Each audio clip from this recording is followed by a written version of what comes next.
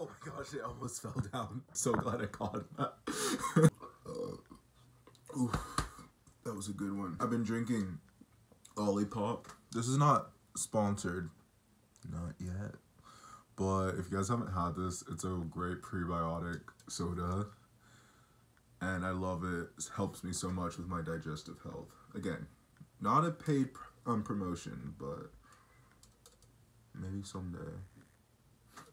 Hey guys, it's Ricky here. Welcome back to my channel. It's story time. So this is the story of my first spring break. I say spring break. My first spring break in London back in 2018. I thought I was going to be leaving. I thought I was only going to be there for like 6 months. So I wanted to be able to like see the entirety of the United Kingdom and the Republic of Ireland as I wanted to do it so badly. And so there's not really like spring break. There's like a week off, kind of like 10 days off from screen acting school during that time. And so I'm an American, so I just said, oh, yep, it's spring break. Obviously. Planned this out. I think I was out. I think I planned it for 10 days. Maybe it was 7 days. I was very drunk most of it. I'm not afraid to admit that.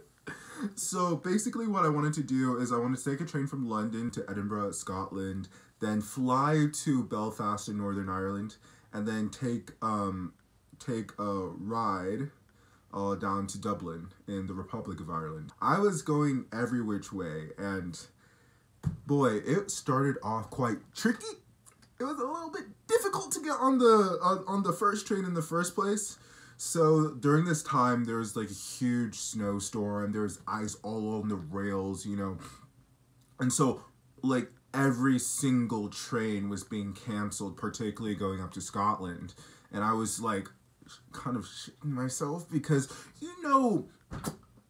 when you book tickets online, whether that be for trains, airfare, there's like that box down below. It says for an extra £3 to £6, yeah, you can have insurance on this travel.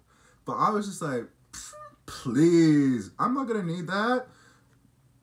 It ended up working out fine, but gosh, that gave me a freaking heart attack because I spent about $800 in total of the trip, not including, not just like the flights and the trains, but like including my hostels, hotels, travel, tours, all of that. It was about $800, and as a college student, that's a lot of money. So I was kind of shitting myself. Fortunately, my train was still going on, so I had to take a train to Newcastle, and then from Newcastle then to Edinburgh. So I got my train to Newcastle, and then they said, oh, all the trains to Edinburgh are now cancelled. And I was just like, what do you mean? They're all cancelled? I need to get there tonight. I was like, oh my god, this is so infuriating. What the heck am I gonna do? Because the road, I can't rent a car. I wouldn't be able to drive it because it wouldn't be safe. Rails were my only means of transportation, and I had come this far. I've come this far. I'm not going to go back to London and take a massive L.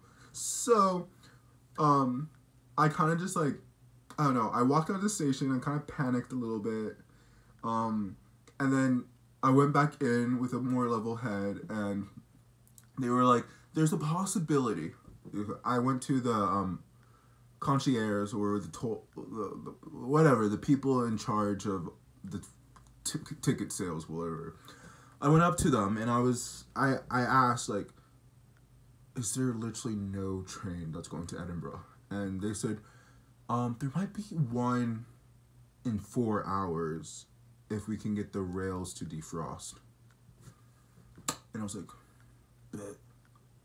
Book me on that. Book me on that train. I did not say it like that. I was more like, oh, please, thank you so much. Please take all my money. Please, I want to get on this train. And so I had to wait in Newcastle, of all places. And for you guys who don't know anything about Newcastle, there's nothing to do up there, especially when everything is frozen over and you're tired, you're hungry, and you don't know if you're going to be able to go on this trip. 4.5 hours pass. 4.5 hours pass, and it got to the point where I was like, oh, I might have to like just get a hotel for the night. But then I got a notification on my phone that my train was ready and that I was going to be able to get to go to Edinburgh. So I hopped on the train, and then a few hours later, arrive in Edinburgh, like, I think it was like 8 or 9. It was like past the check-in time for my hostel, but fortunately, communication with them. If you guys have never tried, so first of all, I'm a big advocate for hostels. I've been in every single scenario, single type of hostel you can think of. And if you guys ever want like a reliable hostel that has like reviews on cleanliness, on sociability and all of that, definitely go to hostelworld.com. Again, not sponsored. I just think they're a really good product, and I use them every time I travel. But yeah, I was communicating with them. I got into the hostel, and then everything was good. I ended up chatting up with some people, and we went out to this like really old pub on the Royal Mile. I think it's called the Royal Mile. It's either called the Royal Mile or the Golden Mile. I think it's called the Royal Mile, and it's just like this long street that stretches from, I think, I don't know, some place in the city center up to like Edinburgh Castle. And for those of you guys who don't know anything about Edinburgh Castle, like Hogwarts and Harry Potter was based off of that.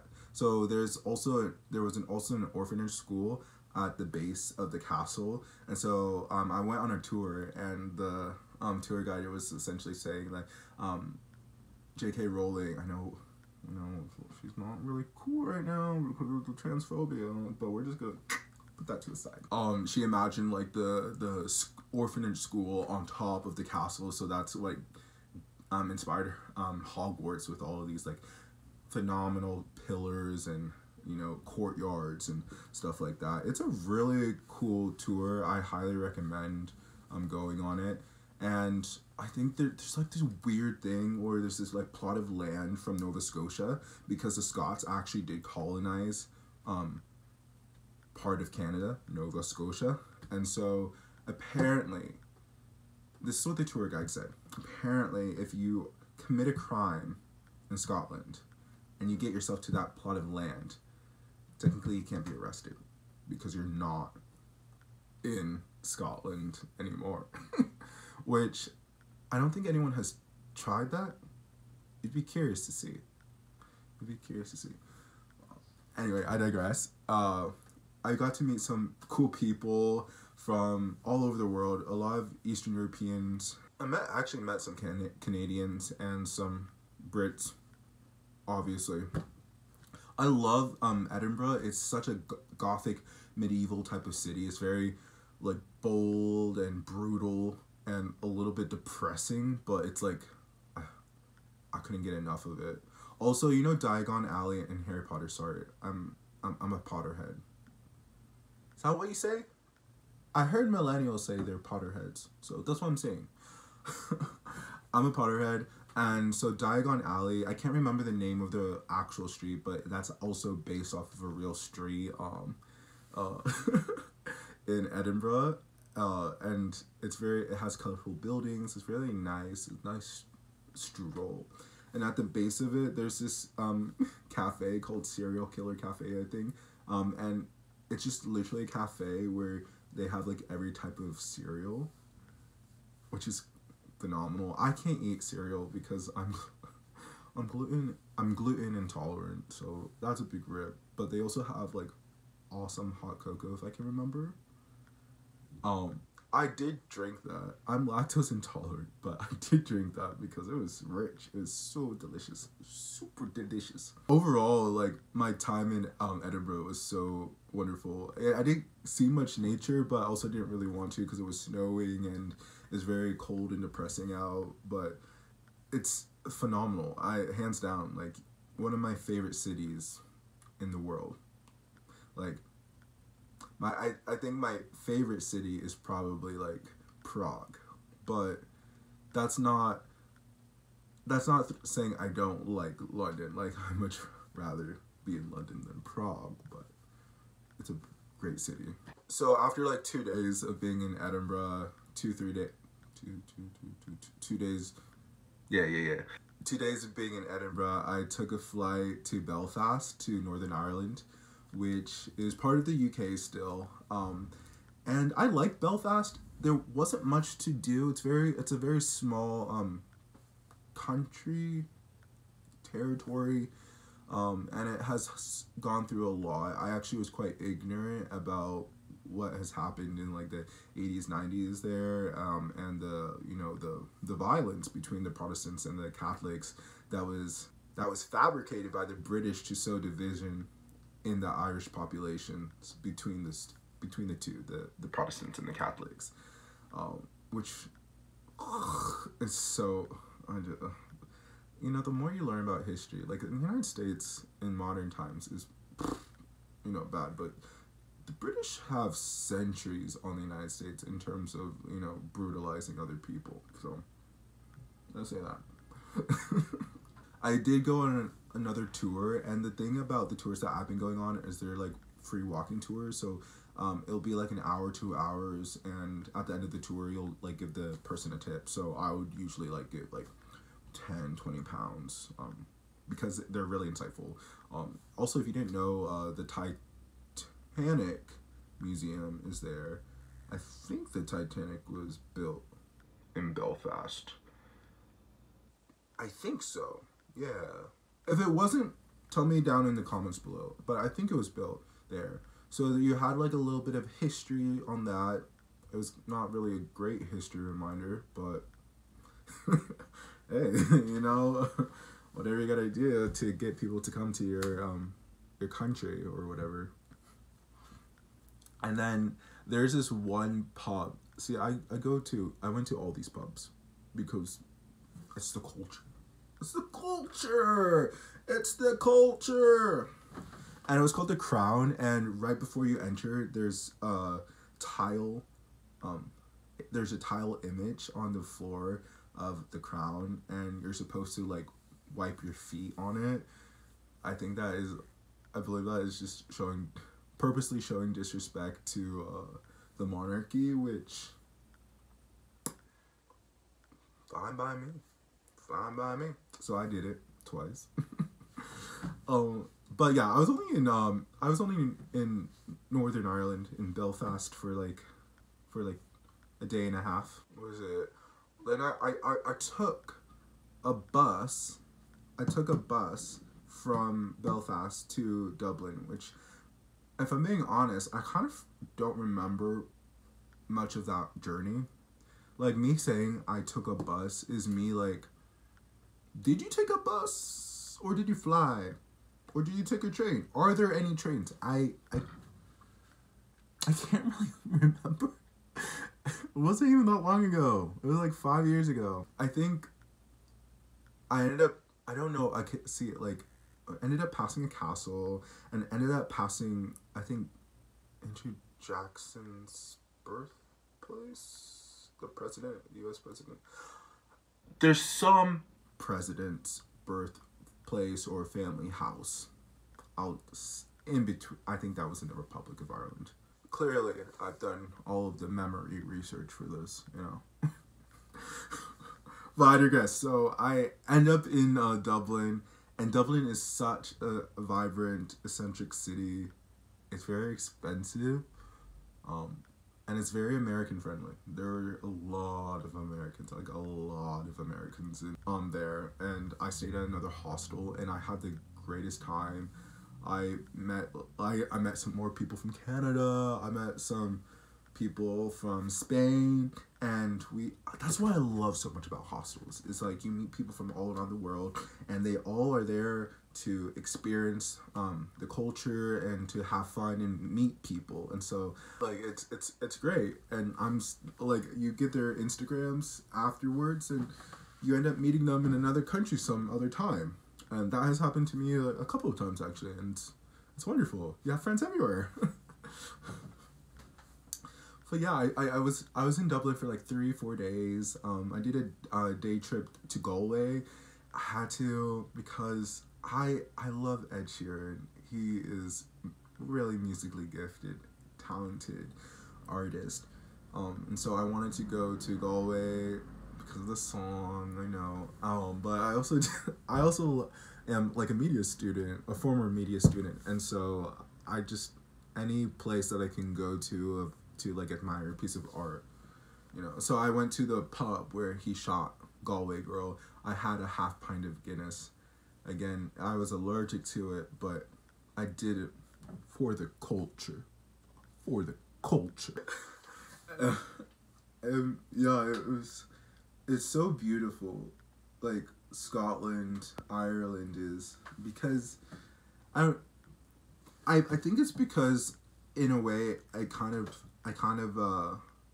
it's a landscape that I kind of know, which is so funny because I grew up literally in the forest, so but I don't know, it just felt home, it felt very safe, it felt calm, and the Irish people are such a vibrant, loving, generous group of people, and so I was so happy to have experienced that. But on the way back from Galway, I did not go to the bathroom before we left. It took hours to get back to Dublin, and by the time we reached the city like limits, I needed to violently pee. Like I was starting to cry. It was like so painful, and the cherry on top is that we were stuck in like an hour and a half of traffic before we could get back to like the hostel. And so I was so close to literally just like yelling like, get me off this freaking bus so I can just urinate on the street like the colonizers do. Fortunately, it didn't come to that. I was able to get back to the hostel, relieve myself, and then met up with the friends I had made a couple days earlier, and we went out for drinks, did a pub crawl that's very popular in Dublin. It's popular in most European countries, but it was a good time. And then the next day, with a bit of a hangover, I flew back to London, went back to my student accommodations, and it was lovely. Like, I had such a great time. I'm so glad I did that. That was my first time, though, taking a trip by myself. And so it really showed me of how much I was actually capable of doing on my own. Because I took charge of all the planning, budgeting, all of that. It really was a time for me to really exercise my independence and my freedom. Lo and behold, 6 months later, I find myself coming back to London to spend another 4 years there. Like, I already had a taste of all these places, and so I hope when I move back to London, I'll be able to have the money to go back to some of those places and share it with you guys. But, yeah. So, that was the end of the story time. I hope you guys enjoyed it. I hope you guys enjoyed it. And I'll see you guys later. Peace.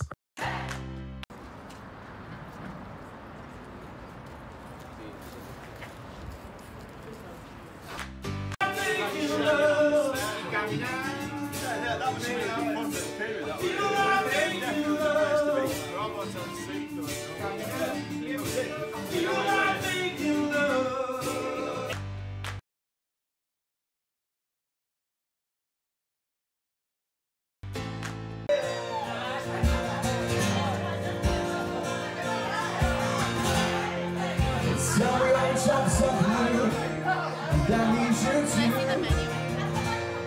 Sorry. Still want it up. Can't seem to make up your mind, and I think you better close. Let me guide you to the purple rain, purple rain, purple rain, purple rain, purple rain, purple rain, purple rain.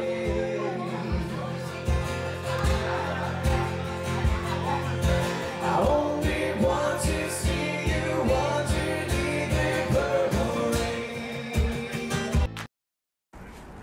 I gotta keep it for. Alright, wee booker! Are you getting a marker, alright? See if you're 21, you get on. Right.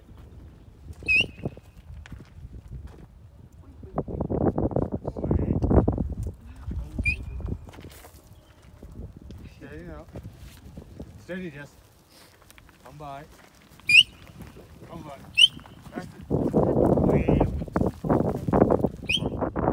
Okay. Just tell do. Yes.